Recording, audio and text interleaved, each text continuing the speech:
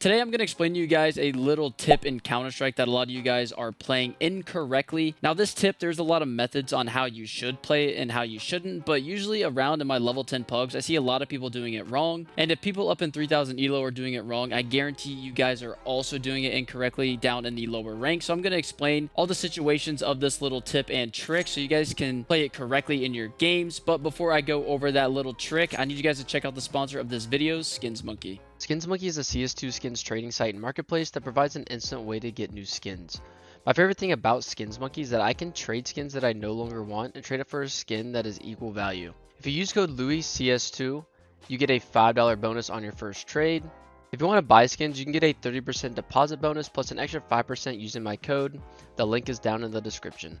So what we're talking about today is playing with low HP. I see a lot of people when they get down to low HP, they literally just run out. Like if I get tagged to like 10 HP, you know, my teammates are gonna say, hey, let me bait you and just run out. And then it's an instant death. And this is actually the incorrect way to play it. Now, some of you guys might know about Bogdan's law where when you have low HP, you have an op. And that's exactly where we're gonna start because this is where it's gonna start to make sense. So let's say, for example, I am on T-side Mirage and let's say I get double naded in ramp and all of a sudden I have around 20 HP. Now, usually if I have an opper on the team, I'm gonna say, hey man, let me get the op because I have low HP, or I'll just say, hey man, let's Bogdan, and that's kind of what we do. So you might be asking, why would you use the Bogdan's law? Well, it's very simple. If I have an op, I'm obviously just sitting in the back holding an angle, and I'm not risking losing my life with low HP because let's say I'm in a 2v2 with my teammate and we decide to Bogdan and go out A. I can just frag this guy NCT, and now it's a 2v1. My teammate still has good HP because he ran out, and then I'm obviously still around 20 HP, but we have the man advantage in the round, and that's going to move to the next topic of this video. So the next topic is the rifle round. Let's say we don't have an op on T side and I run out mid.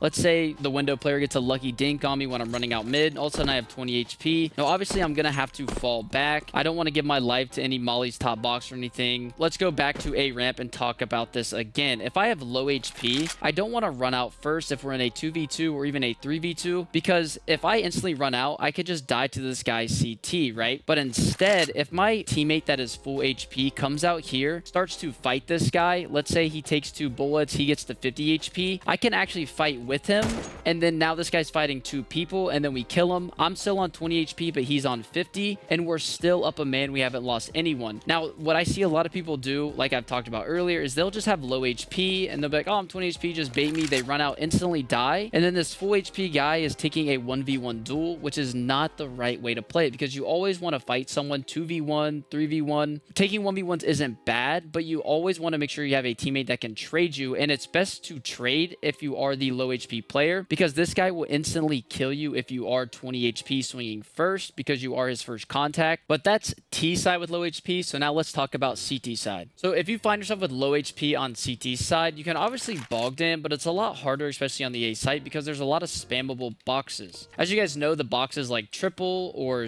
the CT box here are very easily spammable. So if you do have low HP, you definitely don't want to play around these boxes, but you also want to play in a spot that is very unpredictable. So since I am an A anchor most of the time when I play, if I ever find myself in low HP, I can either just kind of play retake, either playing from missiles where I'm just spotting Palace and then my jungle guy kind of has the ramp walkout, or I'm playing in a spot that we call a one and done where I can get 1 kill and then I'll probably get instantly traded. So under Balk isn't really the best spot when you have low HP unless you know they've wasted a lot of utility and you can just kill one walking out by just, you know, sitting here at a nice off angle, or maybe if you even want to sit here. But the most important thing is when you have low HP, especially as a CT, you always want to play headshot angles. Like for example, this right here is a headshot angle because when these guys come out ramp, the only part of my body that they can see is my head, which is why it's called a headshot angle. 2 other examples of a headshot angle is somewhere like bench. If you know maybe they're going up cat and you might have apps control, you can play an angle like this. Now the bench spamming through this bench, it doesn't do a lot of damage, but you definitely want to be careful of it. But this is still a good headshot angle. And then there's obviously one here on Van that you could play. So when they just peek apps, they obviously only see your head, and it's a lot harder to hit you. So when you do have low HP, and you can even take this on for the T side as well, this tip, you always want to make sure you are playing headshot angles, because it makes it a lot harder to hit you. Since you are going to be just easily one shot to the body with pretty much any gun in the game, you want to make sure they have to hit you in the head and really earn that kill. To summarize up the video, pretty much if you are on T side and you have low HP, you can either do the Bogdan law where you get the op so you can just stay back and hold, or if you are a rifler and maybe you don't have an op, you want to make sure you're baiting and playing for the trade. That is the most important thing, because I'm tired of seeing people with low HP just run out pretty much with their knife, not even trying to get a kill, and they just waste their life away. They don't even try to play the game. The most important thing you have to remember is that when you have low HP, you want to play the round just like any normal round. You just want to be in the back a little bit further. So if you are that aggressive player, you're gonna have to turn it down just a little bit when you get that low HP and really try to play disciplined so you guys can win more rounds in your CS2 games. But as a CT, we just want to remember that yes, you can Bogdan, you know, play a nice off angle like this or a good headshot angle. This is kind of a headshot angle, not really, but this is an off angle, and what I talked about earlier, a one and done spot, where if I'm playing here, I'm probably going to get one kill and then I can try to hide and tuck, but chances are I'm probably just going to die and I'm going to get my one, then I'm going to be done. But there is headshot angles like, you know, playing firebox or bench or on van like I talked about earlier. But one thing I did forget to talk about is just some bait setups, where if you do have like an opper in CT,